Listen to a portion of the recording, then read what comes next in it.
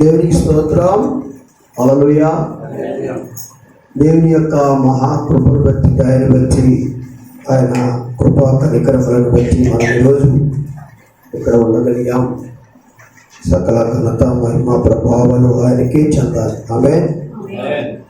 ఈరోజు బలవంతులయుడి అనే మాట మీద మనం ధ్యానం చేద్దాం.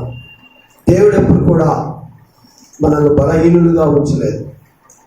ఆయన ఎప్పుడు కూడా మనల్ని బలవంతులుగానే ఉండాలని ఆశపడతాడు. ఎక్కడ ఓడిపోవడము, అలాగనే ఒకరి చేతిలో చిక్కుపడము, ఒకరి చేతిలో ఇరికించబడము, ఒకరి చేతిలో మనం ఇబ్బందులకు గురి కావడము దేవుడు ఎప్పుడు కూడా కోరుకోడు. ఆయన ఆశ్రయించిన మనం అందరం కూడా ఎప్పుడు కూడా బలవంతులై ఉండాలని కోరుకుంటాడు. ఎందుకంటే ఆయన బలవంతుడు కనుక మనం కూడా బలవంతులై ఉండాలి. ఇంకొక విషయం చెప్పమా, మనం ఎక్కడైనా ఓడిపోతే, సోలిపోతే, పడిపోతే అది ఆయనకే అవమానం. ఎందుకనగా ఆయన పిల్లలు ఓడిపోయారు, ఆయన పిల్లలు పడిపోయారు, సోలిపోయారు, ఆయన బిడ్డలు బలహీనులు అయ్యారని ఆయనకే అవమానం అవుతుంది. అందుకొరకు దేవుడు ఎక్కడ కూడా ఒకవేళ మనం బలహీనమైతే, ఓడిపోతే, సోలిపోతే అది మన బలహీనతను బట్టి మనం పోయాం. కానీ దేవుడు ఎప్పుడు కూడా మనల్ని ఓడిపోయినట్లు మనం చేయడు, బలహీనులము ఉన్నట్లు చేయడు. అందుకనే వాక్యం సెలవిస్తుంది, ఎలాగుండాలట? బలవంతులయుండుడి, బలవంతులయుండుడి, బి స్ట్రాంగ్ అంటాడు. కనుక బలవంతులయుండుడి. కనుక ఎలా బలవంతులుగా మనం ఉండాలి? ఎలాగ బలవంతులుగా మనం ఉండగలం? మనం బలహీనులుగా ఉండాలని ఎవరు కోరుకోం. ఈరోజు శారీరకంగా మనం ఎవరికైనా బలహీనత వస్తే ఊరుకుంటామా? వైద్యుల దగ్గరికి వెళ్తాం, తగిన బలం కొరకు మనము డ్రగ్స్ తీసుకుంటాం, మందులు తీసుకుంటాం. కనుక మనం బలవంతులుగా శారీరకంగా ఉండాలని ప్రయాసపడతాం. మంచిది కదా. బలహీనంగా ఉంటే మనం ఏ పని చేసుకోలేము, కనుక ఎగలేము, కూర్చోలేము. అందుకొరకు దేవుని పిల్లలమైన మనము ఎలా ఉంటాం? శారీరకంగా బలవంతులుగా ఉంటాం. అలాగే మనము ఆత్మీయంగా కూడా బలవంతులుగా, ఇక్కడ శారీరకంగా బలవంతులుగా ఉండడానికి దేవుడు చెప్పట్లేదు, కానీ ఆత్మీయంగా మీరు ఏమై ఉండాలి? బలవంతులై ఉండండి, బలవంతులై ఉండండి. ఇదే వాక్యాన్ని సపోర్ట్ చేస్తూ ఎఫెసీ పత్రికలో పౌలు భక్తుడు 6:10 ఇలా మాట్లాడుతున్నారు. తుదకు ప్రభు యొక్క మహాశక్తిని బట్టి ఆయన యందు బలవంతులై. దేవునికి స్తోత్రం. కాబట్టి బలవంతులయుండుడి అన్నారు కొరింథీ పత్రిక 16:13 మొదటి పత్రిక.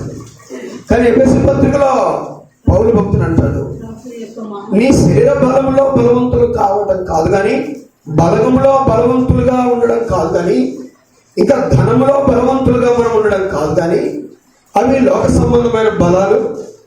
కానీ దేవునిలో మనం ఎలా ఉండాలి? బలవంతులమై.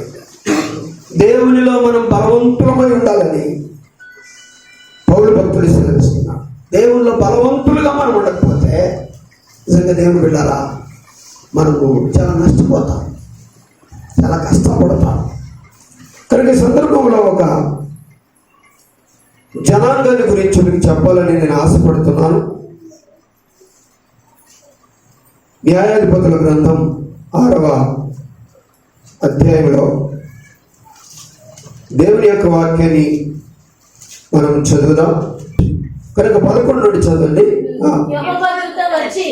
యెహోవా దూత వచ్చి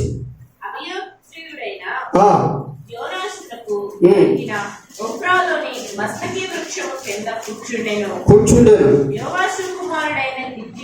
గిద్యోను మిద్యానీయులకు మరుగైయుండునట్లు గానుగ చాటున గోధుమలను దుల్లగొట్టుచుండగా యెహోవా దూత అతనికి కనబడి పరాక్రమము గల బలాఢ్యుడా, యెహోవా నీకు తోడై ఉన్నాడు యెహోవా నీకు తోడై ఉన్నాడని అతనితో అనగా ఇక్కడ ఏమంటాడు? యెహోవా దూత పరాక్రమము గల బలాఢ్యుడా అంట. గిద్యోనుతో, గిద్యోను అంటే నూర్చువాడు లేక కోయువాడు అని అర్థం. కనుక గిద్యోను ఎందుకు నూర్చువాడు లేక కోయువాడు అని పెట్టారు అంటే, ఇక్కడ గానుగ చాటున గోధుమలను ఏం చేస్తున్నాడు? నూర్చుకుంటున్నాడు లేక దుల్లగొట్టుకొనుచున్నాడు. ఎందుకు అలాగా? పబ్లిక్గా ఇప్పుడు ఎవరి పొలాల్లో వాళ్ళు ఏం చేస్తారు? నూర్చుకుంటుంటారు, కోసుకుంటారు, నూర్చుకుంటారు. ఎవరికి భయపడవలసిన పనిలేదు, అది వారి పంట, వారి పొలం కాబట్టి వారు నూర్చుకుంటారు, కోసుకుంటారు. కానీ ఇక్కడ గిడ్డోని ఎందుకు గానుగ చాటుకు వెళ్ళి ఎవరికి తెలియకుండా తను పండించిందే, తను కష్టపడి సంపాదించుకున్నటువంటి పంటను అతను గానుగ చాటుకు వెళ్ళి ఏం చేస్తున్నాడు? నూర్చుకుంటున్నాడు. గానుగ చాటుకు వెళ్ళి నూర్చుకుంటున్నాడు అంటే గానుగ చాటుకు వెళ్ళి నేర్చుకుంటే ఇది పిరికితనమా లేక ధైర్యమా? పిరికితనమే కదా. ఎందుకనగా ఎవరికో భయపడుతున్నాడు. ఎవరికి భయపడ్డాడంట? మిథ్యానీయులకు భయపడి తన పంటను తను డైరెక్ట్గా కోసుకొనకుండా, నూర్చుకొనకుండా తన పంటను గానుగ చాటున ఏం చేస్తున్నాడు? నిలబడుతున్నాడు భయపడుతూ. ఎందుకు అంటే మిథ్యానీయులు చేసినటువంటి పని బాగా తెలుసు గిద్యోను. 3వ వాక్యం మనం చదువుతాం. ఇశ్రాయేలీయులు విత్తనములు విత్తిన తర్వాత మిద్యానీయులు అమాలేకీయులు తూర్పున నుండి వారు తమ పశువులను గుడారములను తీసుకుని విడతల దండంత విస్తారముగా వారి మీదికి వచ్చి వారి ఎదుట దిగి గాజాకు పోవునంత దూరము భూమి పంటను పాడు చేసి ఒక గొర్రెను గాని ఎద్దును గాని గాడిదను గాని జీవన సాధనమైన మరి దేనిని గాని ఇశ్రాయేలీయులకు ఉండనీయలేదు. ఈ భయం ఉందన్నమాట గిద్యోనులో. ఇశ్రాయేలీయులు పంట వేసినప్పుడు మిద్యానీయులు తూర్పున నుండి అమాలేకీయులు వీరందరూ కూడా వచ్చి ఇశ్రాయేలీయుల పంటలన్నిటిని కూడా ఏం చేశారు? పాడు చేశారు. ఒక ఎద్దును కానీ గాడిదను కానీ జీవన సాధనమైన మరి దేనిని కానీ ఇశ్రాయేలుకు ఉండనివ్వలేదు. ఎందుకు అంటే ఇశ్రాయేలీల మీద మిథ్యానీయుల చెయ్యి ఎక్కువగా ఉంది, అంటే బలముగా ఉంది. ఇశ్రాయేలీలు మిథ్యానీయులను ఎదిరించలేని స్థితిలో ఉన్నారు, బలహీనులుగా ఉన్నారు. ఈ భయము చేత గిద్యోను గానుగ చాటుకు వెళ్ళి తన గోధుమ పంటను నూర్చుకుంటూ ఉన్నాడు, దుల్లగొట్టుకుంటూ ఉన్నాడు. అలాంటి భయముతో బిక్కుబిక్కుమంటూ ఎవరు చూస్తారో, ఎవరు పంట తీసుకెళ్ళిపోతారో, ఎవరు నాకు నోటి కాడి ఈ యొక్క పంటను కూడా దూరం చేస్తారన్న భయంతో, పిరికితనముతో అతడు దుల్లగొట్టుకుని ఉంటుండగా యెహోవా దూత ప్రత్యక్షమైంది. దేవునికి స్తోత్రం. యెహోవా దూత ప్రత్యక్షమై ఏమంటున్నారు? పరాక్రమము గల, దేవునికి స్తోత్రం, పరాక్రమము గల బలాఢ్యుడా అంటారు. యెహోవా నీకు తోడై ఉన్నాడని. దేవునికి స్తోత్రం. దేవుని బిడ్డ, ఎవరమైతే ఈ ఉదయకాల సమయంలో దేని చేతనైనను భయము కానీ పిరికితనము కానీ లేక వణుకుతూ ఇబ్బందికి గురి అయితే, ఈరోజు దేవుడు చెప్పే మాట ఏంటంటే, గిద్యోనుకి చెప్పిన మాట మనకు చెబుతున్నాడు. పరాక్రమము కలిగిన బలాఢ్యుడా, నేను నీకు తోడుగా ఉన్నాను. దేవునికి స్తోత్రం. ఈరోజు అనేకమైనవి మనలను లొంగదీసుకుని ఉంటాయి, లోబరుచుకొని ఉంటాయి. రోగము యొక్క బలము మన ఆరోగ్యం మీద హెచ్చుగా ఉంటుంది, అనారోగ్య బలము మన ఆరోగ్యం మీద హెచ్చుగా ఉంటుంది, లేక శత్రు బలము మన మీద హెచ్చుగా ఉంటుంది. పేదరికము మన మీద అధికంగా ఉంటుంది, అప్పుల బాధ మన మీద అధికంగా ఉంటుంది. కనుక రకరకాలైన పాపము యొక్క బలము మనం ఎదిరించలేని బలముగా ఉంటుంది. కొన్నిసార్లు ఎంత పరిశుద్ధంగా ఉన్నా ఏదో ఒక విధంగా పడిపోతాం. మాటలోనో, చూపులోనో, ప్రవర్తనలోనో ఏదో ఒక దాంట్లో పడిపోతుంటాం. సాతాను బలము మన మీద ఎక్కువగా ఉన్నప్పుడు ఏం చేస్తాం? మనం భయపడుతూ ఉంటాం, కలవరపడుతూ ఉంటాం. అటువంటి పిరికితనములో నీకు జయం ఇవ్వడానికి, నీకు ధైర్యం ఇవ్వడానికి దేవుడు ఏం చేస్తున్నాడంటే, పరాక్రమము కలిగిన బలాఢ్యుడా యెహోవా నీకు తోడుగా ఉన్నాడు అంటుంది. కనుక మన పిరికితనములో, మన అధైర్యములో, మన భయములో మనకు దేవుడు ధైర్యమును ఇచ్చేవాడు. దేవునికి స్తోత్రం. మనల్ని బలపరిచేవాడు దేవుడు. కనుక ఏ భయము నిన్ను వెంటాడుతున్నా ఈ రోజున వాస్తవంగా గిద్యోను, మిద్యానీయుల భయము ఎక్కువైపోయింది. మిద్యానీయుల భయము తనకు ఎక్కువగా ఉన్నందువలన ఆ గానుగ చాటుకు వెళ్ళి గోధుమలను దొల్లగొట్టుకుంటూ ఉన్నాడు. ఆ భయముతో భయపడుతున్నటువంటి గిద్యోను దేవుడు ఏం చేస్తున్నాడు? పరాక్రమము కలిగిన బలాఢ్యుడా. గిద్యోనికి ఆశ్చర్యమే. నన్ను పరాక్రమం కలిగిన బలాఢ్యుడు అనే ఆ మాటకు నేను సరిపోను వాస్తవంగా. ఎందుకంటే నేను భయం కలిగిన వాడు, నేను వణకుచున్నాను, మిద్యానీయులకు నేను భయపడుచున్నాను. నేను ఇక్కడ పరాక్రమం కలిగిన వాడును.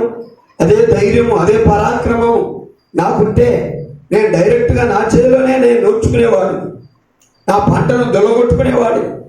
ఆ ధైర్యం లేక, ఆ పరాక్రమము లేక నేను ఈ గాను చాటుకొచ్చి ఈ గోధుమలు ఏం చేస్తున్నాను? దొల్లగొట్టుకుంటున్నాను. ఈరోజు చాలామంది దాన్ని అమ్ముతారు, కానీ ఎక్కడ అప్పుల వారు వస్తారో అని భయపడుతున్నారు. ఈరోజు నెల సాలరీ వచ్చేసరికి అప్పుల వారు ఎప్పుడు ఫోన్ చేస్తారని భయం.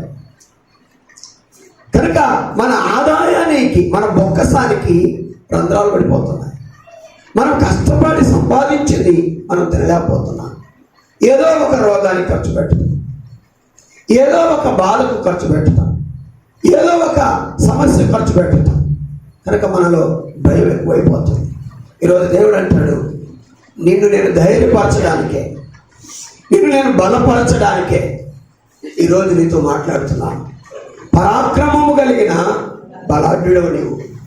దేవుని స్తోత్రం. నీ బలము నీకు తెలియట్లేదు, నీ ధైర్యము నీకు తెలియట్లేదు. నువ్వు పరాక్రమము కలిగిన బలాఢ్యుడా, యెహోవా నీకు తోడుగా ఉన్నాడు. గిద్యోను అంటాడు, గిద్యోను చిత్తమున ఏలినవాడా,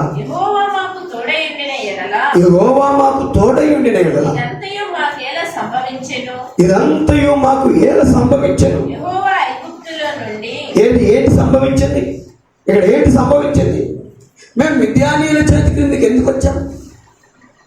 7 ఏళ్ళు. ఎన్ని సంవత్సరాలు ఉన్నారు మిద్యానీయుల చేతి కింద? 7 ఏళ్ళు మిద్యానీయుల చేతి క్రిందికి బానిసలుగా మేము ఎందుకు వచ్చాం? వారి ముందు నించుని, వారి బానిస పని చేస్తూ, వారి ముందు చేతులు కట్టుకొని, వారికి లోబడి, వారి తనినా కొట్టిన తిట్టిన మౌనంగా ఉండి ఎందుకు మేము బానిస బ్రతుకుతున్నాం? యెహోవా మాకు తోడుగానే ఉంటే ఎందుకు మాకు ఈ స్థితి వచ్చింది? తను అడిగే మాట వాస్తవమే, కానీ అప్పుడు వారు యెహోవా దృష్టికి దోషులైనందున దేవుడు 7 ఏళ్ళు వారిని మిద్యానీయుల చేతికి అప్పగించాడు. మరి ఇప్పుడు దేవుడు అంటాడు, నీవు ఇంకా బలహీనుడవు కాదు, ఇంకా శత్రువులకు లోబడి ఉండవలసిన పని లేదు, ఇంకా నువ్వు వారికి భయపడి ఉండవలసిన పని లేదు. ఇప్పుడు యెహోవా నీకు తోడుగా ఉన్నాడు. ఎవరు నువ్వు భయపడుతున్నావో వారిని ఎదిరించే శక్తి దేవుడు నీకు ఇస్తాడు. పరాక్రమము కలిగిన బలాఢ్యుడా, పరాక్రమము కలిగిన బలాఢ్యుడా. కనుక ఇశ్రాయేలీయులతో దేవుడు మిద్యానీయులను జయించాలన్న ఉద్దేశము కలిగి ఉన్నాడు. దేవుడు బిడ్డలారా, ఈ బలము మనకు కావాలంటే దేవుడు చెప్పినట్లు పరాక్రమము కలిగిన బలాఢ్యుడా, ఈ బలము మనకు కావాలంటే మనం ఏం చేయాలి తెలుసా? ఇశ్రాయేలీయులు 6వ అధ్యాయం 6వ వాక్యంలో మిక్కిలి హీన దశకు వచ్చినప్పుడు మిక్కిలి హీన దశకు వచ్చినప్పుడు వారు యెహోవాకు మొరపెట్టిరి. వారు యెహోవాకు మొరపెట్టిరి. మిద్యానీయుల వలన ఇశ్రాయేలీయులు మిక్కిలి హీన దశకు వచ్చినప్పుడు వారు యెహోవాకు మొరపెట్టిరి. ఇది చాలా ప్రాముఖ్యం. వారు యెహోవా హీన దశలో ఉన్న మనం, బలహీనతలో ఉన్న మనం, భయపడుతూ ఉన్న మనం, వణుకుతూ ఉన్న మనం, మన శక్తి చేత కానీ జ్ఞానం చేత కానీ మనకున్న దేని చేత కానీ ఏమి చేయలేని స్తోమత లేనటువంటి మనం ఈరోజు యెహోవాకు మొరపెట్టగలిగితే, దేవునికి మొరపెట్టగలిగితే, దేవుని పిల్లరా, దేవుడు మనకు తన బలమును ఇస్తాడు. ఎవరైతే నిన్ను ఎదురిస్తున్నారో, ఎవరి చెయ్యి నీ మీద అధికంగా ఉందో, ఎవరికి మీరు భయపడుతున్నారో వారి మీద మీ చెయ్యి ఎత్తిగా చేసి వారికంటే మిమ్మును బలాఢ్యులుగా దేవుడు చేస్తాడు. దేవుని స్తోత్రం. ఆ బలము మనకు రావాలంటే, ఆ శక్తి మనము దేవుడిని పొందుకోవాలంటే మనం ఏం చేయాలి? ప్రార్థన చేయాలి. ప్రార్థన ద్వారా దేవుని యొక్క బలమును మనం పొందుకోగలం. అందుకని వారు మిద్యానీయుల వలన మిక్కిలి హీన దశకు వచ్చినప్పుడు వారు యెహోవాకు మొరపెట్టిరి. యెహోవాకు ప్రార్థన చేసిరి. యెహోవాకు వారి స్థితిని తెలియచేసిరి. కనుక యెహోవాకు ఎప్పుడైతే మొరపెట్టారో యెహోవా ఆ యొక్క భయపడే ఇశ్రాయేలీయుడైన గిద్యోనుకు ధైర్యం ఇస్తున్నాడు. అందుకే అంటున్నాడు, పరాక్రమము కలిగిన బలాఢ్యుడా, యెహోవా నీకు తోడుగా ఉన్నాడు. ఎందుకంటే ఆ హీన దశలో నైనా మీరు నా వైపుకు తిరిగి నన్ను గుర్తు చేసుకొని మీరు నాకేం చేశారు? ప్రార్థన చేశారు. ఈరోజు ప్రార్థన శక్తి మనకు లేకపోతే, ప్రార్థన జీవితం మనకు లేకపోతే, ప్రార్థన అనుభవం మనకు లేకపోతే, దేవుని బిడ్డలారా, అన్ని మనం చేయించినా కొన్నిటిలో మనం ఓడిపోతాం. కొన్నిటి చెయ్యి మన మీద హెచ్చుగా ఉంటుంది. కొన్నిటి వలన మనము అణచివేయబడతాం. కొన్నిటి వలన మనము నశించిపోతాం.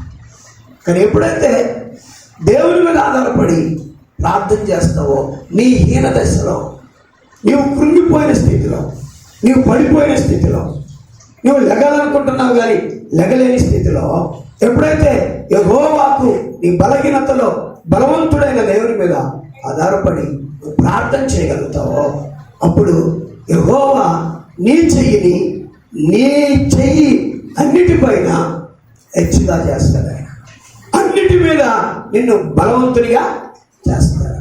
అన్నిటినీ జయించే శక్తిగా నీకు ఆయన శక్తిని ఇస్తాడు. కనుక ప్రార్థన చేయాలి. ప్రార్థన చేయాలి. ప్రార్థన చేయకుంటే ప్రయోజనం ఏం లేదు. ప్రార్థన చేయకుంటే ప్రయోజనం ఏం లేదు. సంసోను కూడా బలవంతుడే, దేవుని యొక్క బలం కలిగినటువంటి వాడు, ఫిలిస్తీన్లను అడలెత్తించినటువంటి వాడు. సంసోను పేరెత్తితేనే ఫిలిస్తీన్లకు నిద్రపట్టేది కాదు. ఫిలిస్తీన్లు బహు భయపడేవారు సంసోనుకు. అటువంటి ఏ బలం? శరీర బలం కాదు, దైవ బలము కలిగిన వాడు సంసోను. దైవ బలము కలిగినటువంటి సంసోను ఏం చేశాడు? తన బలాన్ని పోగొట్టుకున్నాడు. కొన్నిసార్లు అన్నిటినీ జయించే బలం, అందరినీ ఓడించే బలం, అన్నిటి మీద మన చేతిని హెచ్చుగా ఉంచే బలాన్ని మనం పోగొట్టుకుంటాం. దైవ బలాన్ని. ఎందుకంటే పాపము చేసినందుకు. మనం పాపం చేసినందువలన దేవుని భయాన్ని ఏం చేస్తాం? పోగొట్టుకుంటాం. 16వ అధ్యాయంలో అదే గ్రంథంలో 19-20 వాక్యాలు మనం చూస్తే, ఆమె తన తొడ మీద అతని నిద్రపుచ్చి ఒక మనిషిని పిలిపించి వాని చేత అతని తల మీద 7 జడలను క్షౌరము చేయించి అతని బాధించుటకు మొదలు పెట్టెను. అప్పుడు అతనిలో నుండి బలము తొలగిపోయెను. ఆమె సంసోను, ఫిలిస్తీయులు నీ మీద పడుచున్నారనగా అతడు నిద్ర మేలుకొని ఎప్పటి ఎట్లు నేను బయలుదేరి విరజిమ్ముకొందుననుకొనెను. అయితే యెహోవా తనను ఎడబాసినని అతనికి తెలియలేదు. యెహోవా బలము తనను ఎడబాసింది. ఒక నార్మల్ సామాన్యమైన మనిషి అయిపోయాడు, బలహీనుడైపోయాడు. ఇదివరకు ఏదైనా కనుక ఒక గాడిద దవడ ఎముకతో కొన్ని వేల మందిని చంపినవాడు, ఏమి లేదు చేతిలో. అక్కడ చచ్చిపోయిన గాడిద కళేబరం ఉన్నది, దాని ఎముకలు లాగి దాంతో యుద్ధం చేసి అనేకులను కూల్చినటువంటి వాడు. సింహమును తనకు ఎదురుగా వచ్చినప్పుడు దాన్ని 2 దవడలను పట్టుకొని చీల్చివేసినటువంటి, అది శరీర బలం కాదు. సింహం కనపడినప్పుడు యెహోవా ఆత్మ తనను ప్రేరేపించగా అతడు సింహమును ఏం చేశాడు? గడ్డం పట్టుకొని చీల్చి పడేశాడు. కనుక బలమైనది ఏంటి? చదవండి 6 న్యాయాధిపతుల గ్రంథంలో.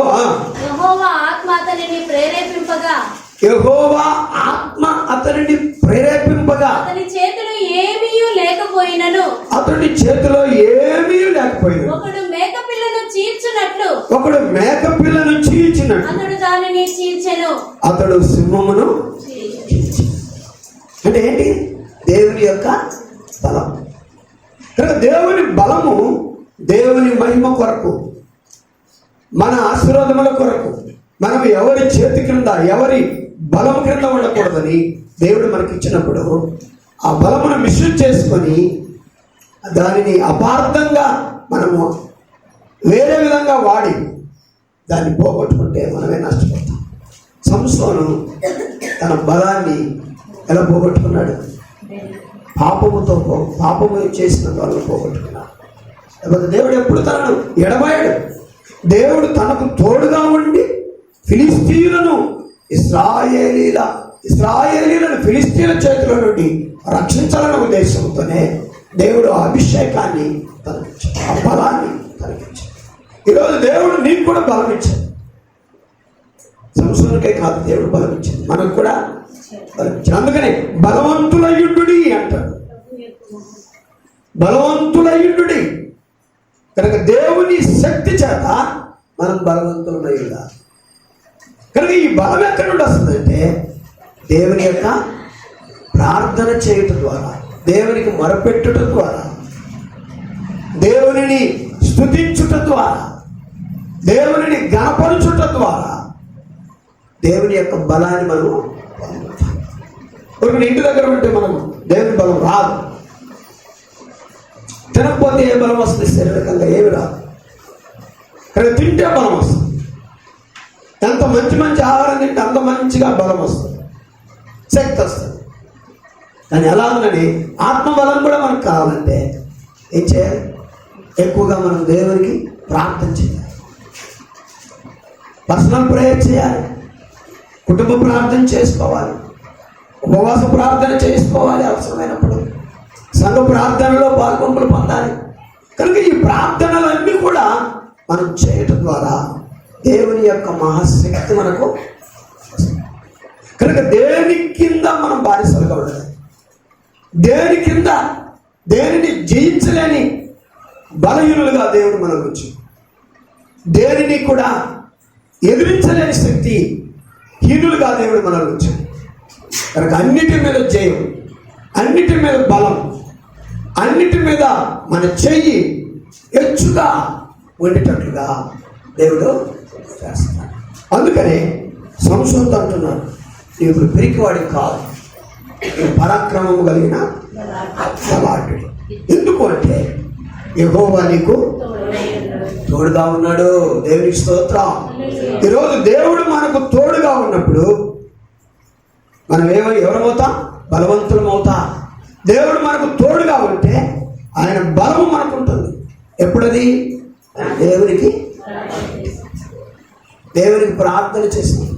చాలా మంది ఈ సమస్యలు ఎదురైనప్పుడు, అనగా ఎవరి చేతి కిందనన్నా, ఏ రోగం చేతి కింద కానీ, ఏ అప్పుల చేతి కింద కానీ, ఏ యొక్క చిక్కుల్లో కానీ, ఏ బలహీనతల్లో కానీ, ఏ పాపము చేతి కింద కానీ మనం ఉన్నప్పుడు సాతానుడు ప్రార్థన చేయకుండా మనల్ని దూరం చేస్తాడు, దేవుని దగ్గరికి రానివ్వకుండా మనల్ని దూరం చేస్తాడు. కనుక అలాంటప్పుడే తిరిగి మనము దేవుని దృష్టికి దోషులైన మాట వాస్తవమే. దేవుని వాక్యం చెప్తుంది ఇశ్రాయేలు గురించి. వారు యెహోవా దృష్టికి దోషులైనందున యెహోవా 7 ఏళ్ళు వారిని మిద్యానీయులకు అప్పగించి. అది వాస్తవం. కానీ ఆ దోషులుగానే ఉన్నదా? దోషులుగా లేక వారు మిద్యానీయుల వలన హీన దశకు వచ్చిన తర్వాత వారు యెహోవాకు మొరపెట్టారు. ఈరోజు నువ్వు ఏ స్థితిలో ఉన్నా, దేవుని బిడ్డ, ఏ పరిస్థితిలో ఉన్నా, దేనికి బానిసగా ఉన్నా, ఇప్పుడు నేను బానిసగా ఉన్నానులే, నేనేం చేయలేని అనుకోవద్దు. నిన్ను బలపరిచే దేవుడు ఒకడున్నా, నిన్ను లేవనెత్తే దేవుడు ఒకడున్నా, నీకు విజయాన్ని ఇచ్చే దేవుడు ఒకడున్నాడు. ఆయన సర్వశక్తి సంపన్నుడు. ఆయన్ను మనం ఆశ్రయించినప్పుడు, ఆయనకు మనము ప్రార్థన చేసినప్పుడు దేవుడు ఏమిస్తాడు? బలపరిస్తాడు. నేను మన మీద తిరగబడ్డారేంటి? మనకు లోబడిన వారు. ఇది మీ శత్రువు దగ్గర ఉండేది ఏ బలం తెలుసా? శరీర బలం. శత్రువు దగ్గర ఉండేది ఏ బలం? శరీర బలం, ఈ లోక బలం. కానీ మన దగ్గర ఉండేది ఏ బలం? దైవ బలం, దేవుని బలం. దేవుని బలం ముందు ఈ లోక బలం ఏమి చేయలేదు. దేవుని జ్ఞానం ముందు ఈ లోక జ్ఞానం ఏమి చేయలేదు. దేవుని శక్తి ముందు ఈ లోక శక్తి ఏమి చేయలేదు. కనుక ఈ రోజున దేవుని పిల్లలమైనటువంటి మనల్ని దేవుడు అంటాడు, పరాక్రమము కలిగిన బలాఢ్యులైన నా పిల్లలారా, మీకెందుకు ఈ బానిస బ్రతుకు? ఇంకా దాని చాటున దీని చాటున వారికి వీరికి భయపడి మీరు ఏ గోధుమలను దుల్లగొట్టుకోవాల్సిన పని, ఏ పని చేయవలసిన పని లేదు. ఇదిగో మీకు నేనేమిస్తున్నాను? నా బలం ఇస్తాను. నేను మిమ్మల్ని ధైర్యపరుస్తున్నా. లేకండి నేను చెప్తాను. 7వ అధ్యాయంలో, ఇదే గ్రంథం 7వ అధ్యాయంలో మనము విజయంతో దేవుడు మాట్లాడటం మనం చూస్తాం. దేవుని యొక్క 2వ వాక్యం, యెహోవా నీతో ఉన్న జనులు ఎక్కువ మంది నేను వారి చేతికి వారి చేతికి మిద్యానీయులను అప్పగింప తగదు. ఇశ్రాయేలీయులు నా బాహుబలము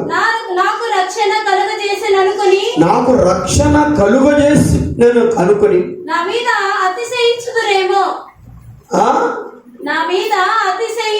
మీద అతిశయించుదురేమో అంటున్నారు గిద్యోనుతో దేవుడు. ఏమంటాడు దేవుడు? నువ్వు బలాఢ్యుడివే, నేను నీకు తోడుగా ఉన్నాను. ఎవరి చెయ్యి నీ మీద ఎక్కువగా ఉందో వారిని నేను నీ చేతికి ఇస్తాను, అప్పగిస్తాను. ఏ శత్రువుకు నువ్వు భయపడుతున్నావో, మనం కొన్ని మాటలు చూస్తాం. మిద్యానీయులు దేవుని పిల్లల పంట అంతా కూడా ఏం చేశారు? పాడు చేశారు. మిద్యానీయులు 6:6లో వారికి హీన దశను కలుగజేశారు. కనుక జీవన సాధనమైన దేనిని వారికి ఉండనియలేదు. తర్వాత గిద్యోను చూసినప్పుడు మిద్యానీయులకు భయపడి గానుగ చాటున గోధుమలను దుల్లగొట్టుకొనొచ్చు. కాబట్టి ఇవన్నీ మిద్యానీయులకు భయపడి, శత్రువుకు భయపడి. కానీ శత్రువును నేను నీ చేతికి అప్పగిస్తాను. ఎందుకంటే మీరు నాకు మొరపెట్టారు. హీన దశకు వచ్చినప్పుడు మీరు నాకేం చేశారు? మొరపెట్టారు. మీరు నాకు మొరపెట్టిన దాన్ని బట్టి నేను నీతో మాట్లాడుతున్నా. నీవు పరాక్రమము కలిగిన, ఒకప్పుడు బలహీనుడివే, కానీ ఇప్పుడు నేను పరాక్రమము కలిగిన బలాఢ్యునిగా చేయబోతున్నా. ఒకప్పుడు నేను మీకు తోడుగా లేని మాట వాస్తవం, కానీ ఇప్పుడు నేను మీకు తోడుగా ఉంటాను, మీకు విజయం ఇస్తానని చెప్పి నీ దగ్గర ఉన్న జనము ఎక్కువగా ఉన్నారు. ఎక్కువ జనము అంటే మంచిదే కదా, ఇంకా ఎక్కువ జనం అంటే ఇంకా మంచిదే కదా. కానీ దేవుడు అంటాడు, ఎక్కువ జనము ద్వారా మిద్యానీయుల మీద మీకు నేను చేయాలి ఇవ్వను. ఎందుకనగా మీ శక్తిని, మీ సామర్థ్యాన్ని చూసి మేమే శత్రువును జయించామని నా మీద మీరు అతిశయపడతారు. వాస్తవంగా మీకే బలం ఉంటే నేనెందుకు మిమ్మల్ని బలపరచాలి? మీరే జయించే శక్తి ఉండి ధైర్యశాలు అయితే గాలి చాటున గోధుమలు ఎందుకు దొరకొట్టుకుంటారు? విద్యానీయులు పంటలన్నిటిని నాశనం చేస్తూ ఉంటే మీరెందుకు ఎదుర్కోలేకపోయారు? మీరు బలహీనులైనను బలమిచ్చేది నేనే, కానీ నేను బలమిచ్చాను జీవించానని మీరు అనకుండా ఎక్కువ మంది ఉన్నాం కాబట్టి మేమే జయించామని అతిశయపడతాం. అందుకని ఇంతమంది దాదాపు 22,000 మంది కనుక 22,000 మందితో నేను నీకు జయాన్ని ఇవ్వను. కాబట్టి వారిని టెస్ట్ చేయి, వారిని నీటి వాగులోనికి తోలి వారందరితో కూడా నీళ్లు త్రాగించు. కొంతమందిని కొండ మీదకి ఎక్కించి ప్రకటించు. మనం వెళ్ళేది పిక్నిక్ కాదు, మనం వెళ్ళేది ఏదో సరదాగా తిరిగి రావడానికి కాదు, మనం వెళ్ళేది విద్యానీయుల మీదకి యుద్ధానికి వెళ్తున్నాం. ఎవరు తలలు ఎగిరిపోతాయో తెలియదు, ఎవరు ప్రాణాలు పోతాయో, ఎవరు కాళ్ళు పోతాయో, ఎవరి చేతులు పోతాయో తెలియదు అని యుద్ధ ప్రకటన చేయాలి.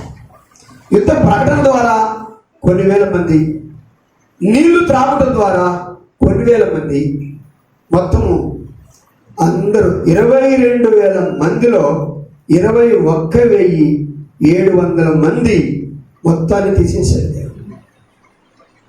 22,000 మందిలో ఈ నీళ్లు త్రాగటం ద్వారా, ఈ యుద్ధ ప్రకటన చేయటం ద్వారా ఫిల్టర్ చేయాలి. ఫిల్టర్ చేయగా యుద్ధానికి పనికొచ్చిన వారు 300 మందే, అనగా 21,700 మంది పనికిరారు. 300 మంది. అప్పుడు చూస్తే సంఖ్య చాలా పెద్దగా ఉంది. దేవుడు అన్నాడు చాలా మంది ఉన్నారు, కానీ ఇప్పుడు చూస్తే చాలా తక్కువగా ఉన్నారు. ఎన్ని వందల మంది? 300 మంది. 300 మందిని గిద్యోను భయపడుతున్నాడు. భయపడేందుకు యుద్ధం జరిగించే వాడును నేనంటాడు దేవుడు. నువ్వెందుకు భయపడతావు? నీకు బలమునిచ్చిన వాడును, నేను ధైర్యపరిచిన వాడు, యుద్ధములో జయించు వాడును నేనే. జనమును చూడొద్దు. ఎవరిని చూడొద్దు? జనమును చూడొద్దు. ఎవరిని చూడాలి? మరి దేవుని చూడాలి. దేవునికి స్తోత్రం. సమస్యను చూడొద్దు, దేవుని చూడు. కొన్నిసార్లు మనము డబ్బును చూస్తాం, కొన్నిసార్లు మన స్థితిని చూసుకుంటాం. వాళ్ళు చూశారు, ఈ 5 రొట్టెలు 2 చిన్న చేపలు 5,000 మందికి ఎలా పెడతారే? ఏంటి సలహా ఇవ్వటం? ఎలా సరిపోతుంది అన్నాడు. ప్రభు అన్నాడు, మీరు వాటిని చూడొద్దు, నేనేం చేయగలను దాన్ని చూడండి. నా శక్తి ఎప్పుడు కూడా మీ అంచనకు అందదు. దేవుని స్తోత్రం. మీ అంచనకు అందని అతీతుడను నేను, ఏదైనా చేయగలను. నాకు అసాధ్యమైనది ఏది కూడా లేదు. కనుక నన్ను చూడండి. మీరు రొట్టెలు చూసుకుంటే నా అద్భుతాలను చూడలేరు. మీరు నన్ను చూడండి. మా వల్ల కాదు ప్రభు, తీసుకురండి నా దగ్గర.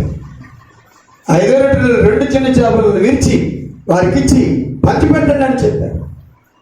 వారందరూ కూడా సమృద్ధిగా తృప్తిగా 5,000 మంది పురుషులే, స్త్రీలు కాక పిల్లలు కాక 5,000 మంది పురుషులు తినక మరలా 12 బుట్టల నిండా ఆయన నింపిన సర్వ శక్తి సంపన్నుడు అంతే. హల్లెలూయా. కనుక మనము ఫుడ్ చూడకూడదు, మనము డబ్బును చూడకూడదు, మన వ్యాధిని చూసుకోకూడదు, మన బలమును చూసుకోకూడదు, మన జనాన్ని చూసుకోకూడదు. మరి ఎవరిని చూడాలి? దేవుని చూడాలి. దేవుని స్తోత్రం. కనుక ఇదివరకు గిడ్డోనైతే బాగా సంతోషంగా ఉన్నాడు. నా వైపు ఎంతమంది ఉన్నారు? 22,000 మంది ఉన్నారు. గొప్ప జనం ఉన్నారు. వీళ్ళందరూ యుద్ధ వీరులు. కాబట్టి ధైర్యంగా వారిని చూసుకొని నేను వెళ్ళొచ్చు అనుకున్నాడు. దేవుడు అన్నాడు, నేను అంతమంది జనంతో నీకు జయాన్ని ఇవ్వను. మీరేం చేస్తారంటే నా మీద అతిశయపడతాం. దేవుడు ఏం చేశాడండి? మనమే కష్టపడ్డా, మనమే పోరాడా అని మీరు అనుకుంటారు. కానీ ఆ యుద్ధానికి అందరూ పనికిరారు కాబట్టి ఫిల్టర్ చేయండి. దాంతో 21,700 700 మంది పక్కన పెట్టేవారు, పనికిరారు. ప్రకటన చేయగా భయపడి కొన్ని వేల మంది పోయారు. నీళ్లు త్రాగినప్పుడు కుక్కల్లాగా గతికే వారిని వద్దు అన్నాడు. మామూలుగా మనిషి ఎలాగ దోషుడితో నీళ్లు తీసుకొని తాగుతాడో అలా త్రాగే వారిని మాత్రమే సపరేట్ చేయి. కుక్కల్లాగా కొంతమంది గతుకుతారు ఇట్లా నాలుకతో, కాబట్టి వారందరినీ కూడా ప్రక్కన పెట్టు. కనుక కొండ మీద చేసిన ఆ యుద్ధ ప్రకటనను బట్టి కానీ, ఈ నీటిలో తేలిన కుక్కల్లాగా గతికినటువంటి వారు కానీ ఈ మొత్తం కలిపితే 21,700 మంది తేలారు. వీళ్ళందరినీ ప్రక్కన పెట్టు, మిగిలింది 300 మంది.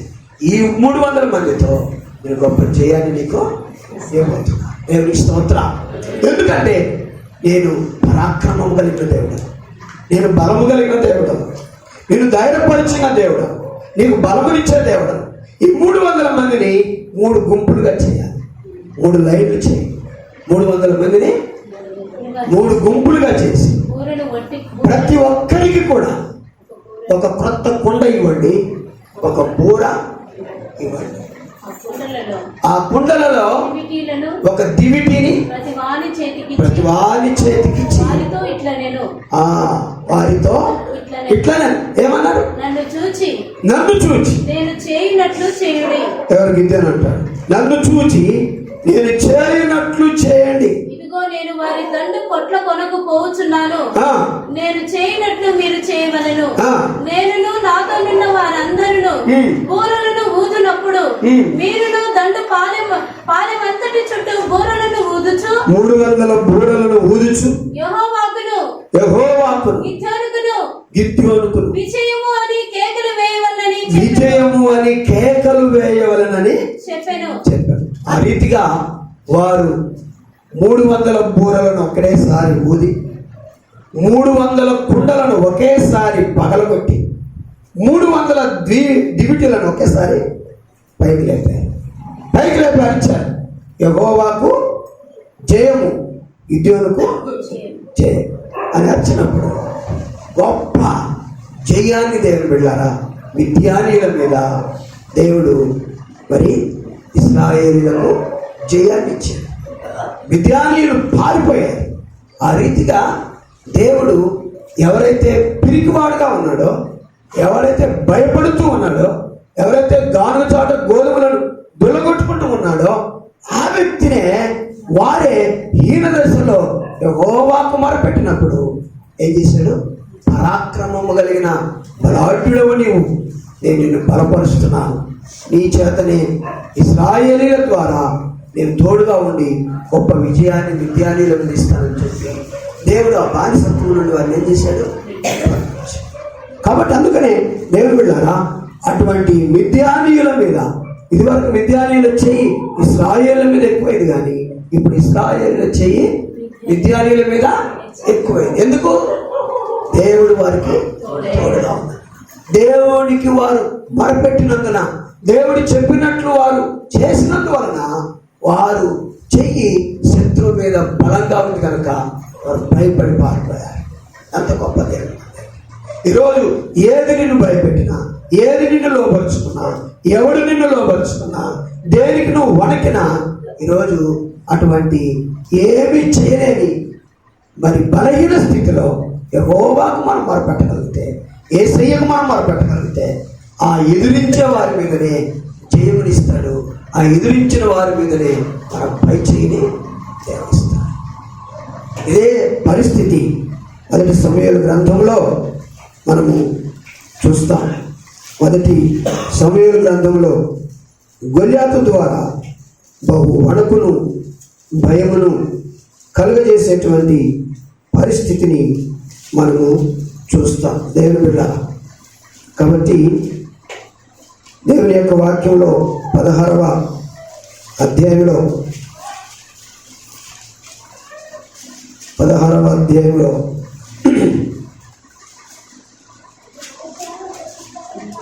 వారు భయపడుచున్న విధానమును మనము చూస్తాం.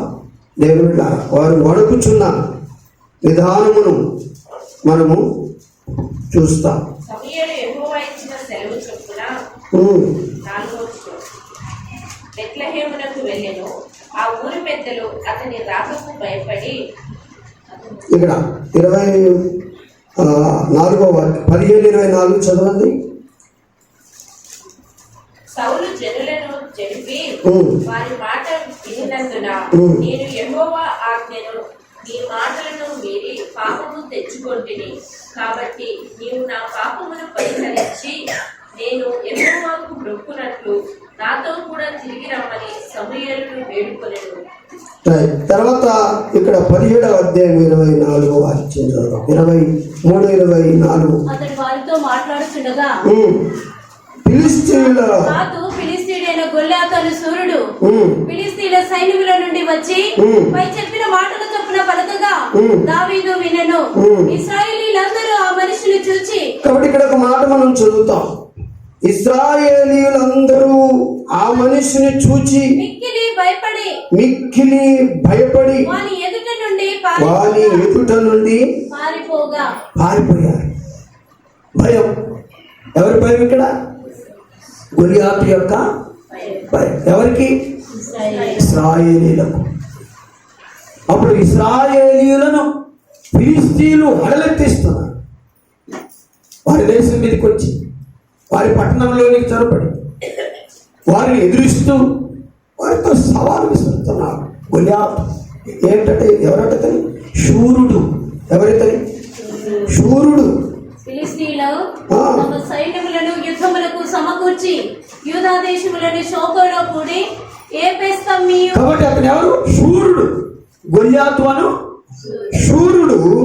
దేవుని పిల్లరా మనం చూస్తాం. కాబట్టి అతడు శూరుడు. అతడు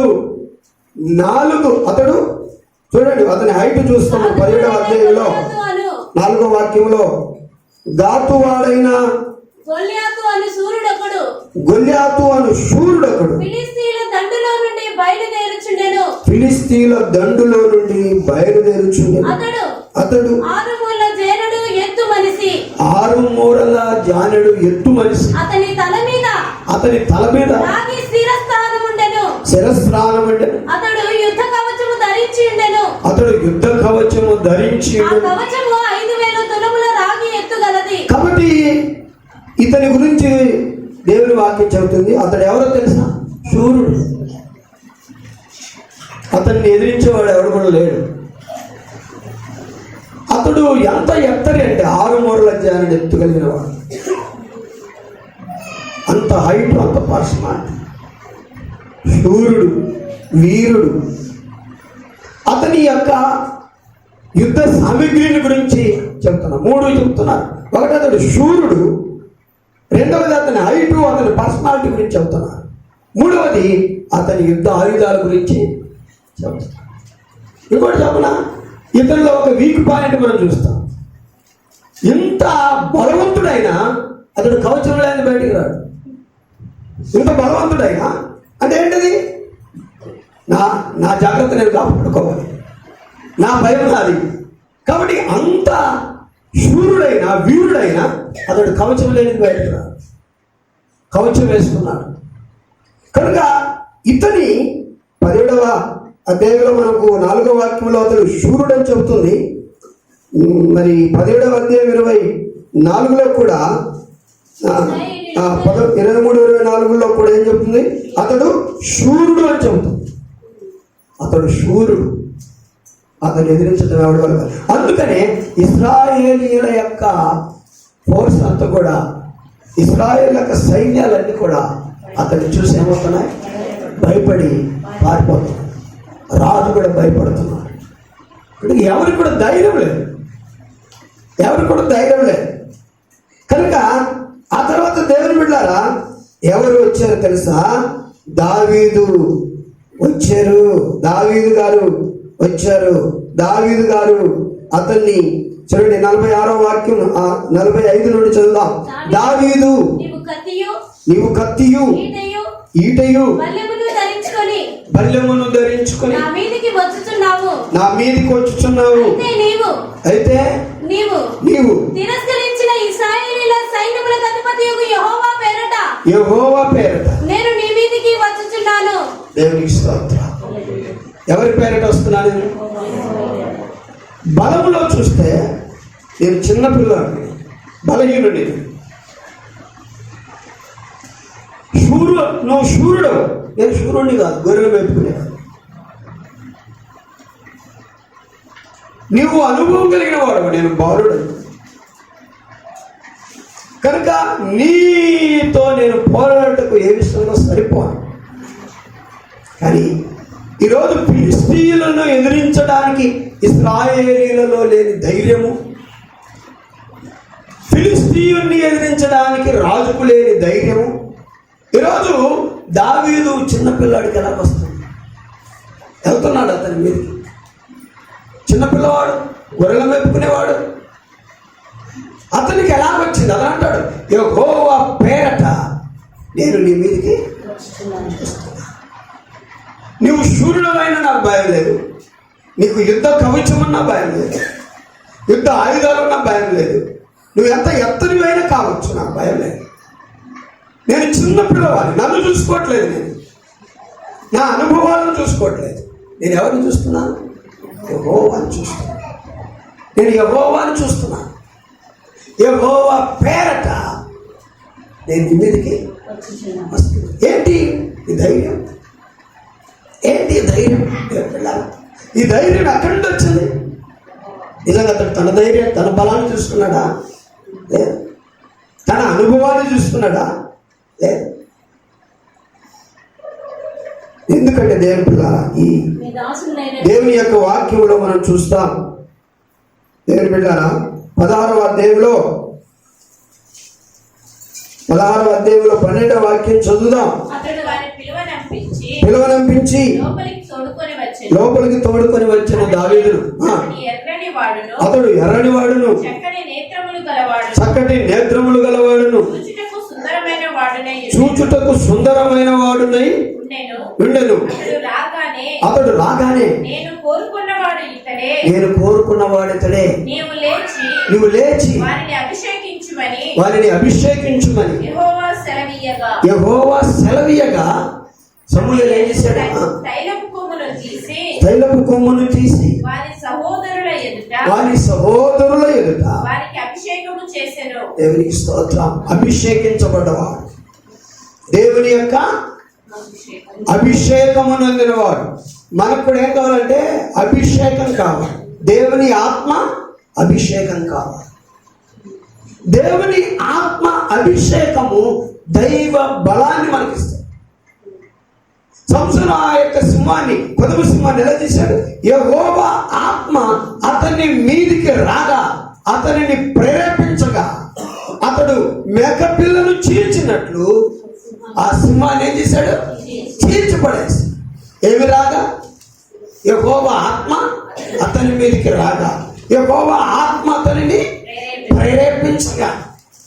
కొన్నిసార్లు దేవునికి విరోధంగా మనం జీవించుతున్నందువలన దేవుని ఆత్మ మనల్ని ప్రేరేపించదు, దేవుని ఆత్మ మన మీదకి రాదు, దేవుని యొక్క ఆత్మ బలము మనకు రాదు. అప్పుడు మనము వేరే వాటికి బలహీనమై అధైర్యపడి పారిపోయి లోబడిపోతాం. కానీ ఇక్కడ దావీదుకు అంత శూరుని ఎదుర్కొనడానికి, అంత బలవంతుని ఎదుర్కొనడానికి, అంత యుద్ధ నేర్పరితనం కలిగిన వారిని ఎదుర్కొనడానికి ఏం చూసుకొని వచ్చాడు? యెహోవా ఆత్మ బలము అతనికి మీదకి వచ్చింది. యెహోవా ఆత్మ బలము అతని మీదకి వచ్చింది. అతడు అభిషేకించబడ్డవాడు కనుక యెహోవా ఆత్మ బలము అతని మీదకి వచ్చింది. ఇదిగో ఆ బలముతోనే ఆ శూరునికి సవాలు ఇస్తున్నాను. నేను యెహోవా పేరట నీ మీదకి వస్తున్నాను. జనులను భయపెట్టిన వాడు, రాజులను కలవరపెట్టి భయపెట్టిన వాడు, ఎప్పుడు ఎలా వస్తాడో తెలియకుండా వణకు పుట్టించినటువంటి వారిని, ఆ వీరుణ్ణి, ఆ శూరుణ్ణి, ఆ పరాక్రమం కలిగిన వాడిని, ఆ ఎత్తరిని, ఆ యొక్క యుద్ధ వీరుణ్ణి దావీదు ఎదుర్కొంటున్నారు. ఎంత ధైర్యం అండి! ఇది దేవుడు తనకిచ్చిన ధైర్యం. ఏం చూస్తానంటే దేవుని బలాన్ని చూస్తున్నాను. దేవుని బలమును ఎదిరించగలిగింది లోకంలో ఏది కూడా లేదు. దేవుని బలమును మనం పొందుకున్నప్పుడు అన్నిటినీ దేవుడు మనకు లోబడిచే తీరుతాం. అన్ని విషయాలలో అన్నిటి మీద మన చెయ్యిని పైన ఉంచుతాడు దేవుడు. అందరిని ఎదిరించే శక్తిని దేవుడు మనకు ఇస్తాడు. అందుకని యెహోవా ఆత్మ బలము వలన అతన్ని ఎదుర్కొంటాడు. 47వ వాక్యంలో అప్పుడు యెహోవా కత్తి చేత 17:40 ఈట చేత రక్షించువాడు కాదని ఈ దండు వారందరూ తెలుసుకుందరు. యుద్ధము యెహోవాదే, ఆయన మిమ్మల్ని మా చేతికి అప్పగించునని చెప్పాను. ఆ ఫిలిష్తీయుడు లేచి దావీదును ఎదుర్కొనుటకు కలియుటకై పోగా ఎదుర్కొనుటకు సైన్యము తట్టు త్వరగా పరిగెత్తిపోయి తన సంచిలో చెయ్యి వేసి అందులో రాయి ఒకటి తీసి ఒడిసెలతో విసిరి ఆ ఫిలిష్తీయుని నుదుట కొట్టెను. ఆ రాయి వాని నుదురు చొచ్చినందున వాడు నేలను బోర్ల పడెను. దావీదు ఫిలిష్తీయుని కంటే బలాఢ్యుడై ఖడ్గము లేకయే ఒడిసెలతోను రాతితోను ఆ ఫిలిష్తీయుని కొట్టి చంపెను. వాడు బోర్ల పడగా దావీదు పరిగెత్తిపోయి ఫిలిష్తీయుని మీద నిలుచుని వారి కత్తి వరదూసి దానితో వారిని చంపి వారి తల తెగవేసెను. దేవుని స్తోత్రం. హల్లెలూయా, హల్లెలూయా. దేవుని అభిషేక బలం. మనం ఇక్కడ దావీదులో కొన్ని విషయాలు చూస్తాం. ఏంటంటే అతడు పరిగెత్తుకొని పోయి అని మాట చూస్తాం. 48 చివరిలో అతడు త్వరగా సైన్యము తట్టు త్వరగా పరిగెత్తుకొని పోయి. తర్వాత ఇంకెక్కడ చూస్తాం, కనుక పరిగెత్తుకొని పోయి అంటే ఒక శత్రువును ఎదుర్కొనుటకు నడిచిపోవట్లేదు. దావీదు పరిగెత్తిపోతున్నాడు. ఏమాత్రం ఇసుంతైన భయం లేకుండా దేవుని ధైర్యము దగ్గర వాడై శత్రువును ఎదుర్కొనుటకు పరిగెత్తి పోయినట్లు దేవుని బిడ్డలారా మనము చూస్తూ ఉన్నాం. తర్వాత మనం చూస్తాం, వాడు 50వ వాక్యం, వాడు దావీదు ఫిలిష్తీయుని కంటే బలాఢ్యుడై ఖడ్గము లేకయే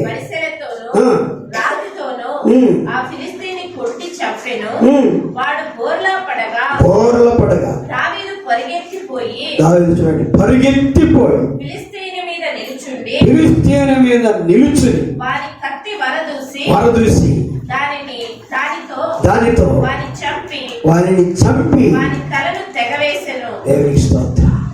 ఇప్పుడు శత్రువు భయపెట్టి వణికించి బెదిరించి కలవరపరిచే శత్రువు దావీదు కాళ్ళ కిందికి తీసుకొచ్చింది. దేవునికి స్తోత్రం. ఎవరైతే దేవుని ఆత్మబలము పొందుకుంటారో, ఎవరైతే దేవునికి ప్రార్థన చేసి ప్రార్థన బలం పొందుకుంటారో వారి చేతిని అన్ని సమస్యలకు పైన పెడతాడు. దేవుడు హెచ్చుగా ఉంచుతాడు. ప్రతిదానిని ఎదిరించే శక్తిని చేస్తాడు. అందుకని గిద్యోను అన్నాడు, పరాక్రమము కలిగిన బలాఢ్యుడా నేను నీకు తోడుగా ఉంటాను. ఆ భయపడిన వాడు ప్రార్థన చేసి దేవుని బలమును పొందినందున విద్యార్థులందరినీ కేవలం కొద్ది మందితో గొప్ప జయమును పొందారు. కనుక దావీదు గారు కూడా చిన్నపిల్లవాడైనా గొర్రెలు మేపేవాడైనా అభిషేకించబడిన వాడు కనుక, ఆత్మ బలము పొందినవాడు కనుక అతడు 6 మూరల జానుడు ఎత్తుగలిగిన శూరుడైన గొల్యాతును ఒకే ఒక రాయితో చంపి నేల కొరిగేసి వెళ్ళి అతని మీదనే నిలబడి అతని కత్తి వరదూసి అతని తలను తెగనరికి తన మీద నిలబడి ఈ జయానికి కారణం తెలుసు దేవుని బలం. ఈరోజు దేనికి మనం భయపడుతున్నాం? దేనికి మనం బెదరుతున్నాం? మనం మోకాలు ఉంచగలిగితే, దేవుని ఆత్మను పొందగలిగితే, దేవుని బిడ్డారా సమస్యలు మనల్ని చూసి ఒలేత అనుకున్నాడు దావీదును తరుగుతాను. నేనేమైనా కుక్కను అనుకున్నావా? కర్ర తీసుకొని వస్తున్నావు నా దగ్గర. ఫిలిష్తీయుడు కర్ర తీసుకొని నీవు నా మీదకి వచ్చుచున్నావే, నేను కుక్కనా అని కుక్కలు తోలడానికి వచ్చినట్టుగా వస్తావేంటి నా మీదకి? దావీదుతో చెప్పి, నేను ఎవరినో తెలుసా నీకు? పిల్లాడు నీకేం తెలుస్తాను? అడవుల్లో గొర్రెలు నడుపుకునేవాడు. నేను ఎవరినో తెలుసా? శూరుడను, ప్రపంచ ప్రఖ్యాతి గాల్చిన వీరుడను, బలాఢ్యుడను, బలిష్ఠుడను. So what? అయితే ఏమి? నీకంటే బలవంతుడు నా దగ్గర ఉన్నాడు. దేనికి స్తోత్రం. నీకంటే బలము కలిగిన వాడు నా దగ్గర ఉన్నాడు. ఇక్కడ మనం చూస్తాం, అప్పుడు వాడు బలవంతుడు. తర్వాత మనం చదివిన వాక్యంలో దావీదు ఫిలిష్తీయుల కంటే బలవంతుడై, బలాఢ్యుడై, ఖడ్గము లేకయే దేవునికి స్తోత్ర. అతని దగ్గర ఈటలు ఉన్నాయి, డాలుంది, కవచం ఉంది, అయిటున్నాడు, శూరుడు, వీరుడు. మరి ఈయన దగ్గరే కవచం ఉందా? లేదు. యుద్ధ ఆయుధాలు ఏమి లేవు. అతనికి అనుభవం లేదు. అతడు బలవంతుడు కాదు, పిల్లాడు. కానీ దేవుని ఒక్కడిని ఆధారం చేసుకున్నాడు. దేవుని ఆత్మ బలము తనను పొందుకున్నదనే అంత వీరుణ్ణి, శూరుణ్ణి నేల కలిపాడు. అందుకని దావీదు కొరకు వేల వేల వేల స్తుతులని పాటలు పాడారు. 10,000 కొలది, వేల కొలది, సౌలు వేల కొలది, దావీదునకు 10,000 కొలది అని శత్రువులను హతము చేసినని వారు అనేకులు పాటలు పాడి దేవుని. కాబట్టి దేవుని పిల్లారా, ఈ రోజున దేవుడు మీకును నాకును చెబుతున్నాను, ముగిస్తున్నా. పరాక్రమము కలిగిన బలాఢ్యులు మీరు అంటారు. మనమందరం కూడా పరాక్రమము కలిగిన బలాఢ్యులు. ఎప్పుడో తెలుసా? దేవుని ప్రార్థన చేసి, ఎప్పుడో తెలుసా? దేవుని అభిషేకాన్ని మనము పొందుకున్నాం. సమస్య ఏదైనా సరే దేనికి మనం భయపడాలి. అది రోగమైన, అప్పుల బాధైనా, అది ఎటువంటి సమస్య అయినా సరే మనం భయపడము. దాని మీద దేవుడు మనకు విజయం ఇస్తాడు. అందుకని ఈరోజు మనము ప్రభువునందు బలవంతులమై ఉండాలి. ప్రార్థన పూర్వకంగా ఆత్మాభిషేకం ద్వారా మనం బలవంతులమై ఆ బలాన్ని సంపాదించుకున్నప్పుడు ఈ లోకంలో ఎవ్వరూ మనం లేచాలి. ప్రతి పాపం మీద, ప్రతి శాపం మీద, ప్రతి అపజయం మీద, ప్రతి మనల్ని భయపెట్టే దాని మీద మనకు జయమునిచ్చి దేవుడు సహాయం చేస్తాడు. అలాంటి కృప దేవుడు మనందరికీ దయచేయుగాక. ఆమేన్.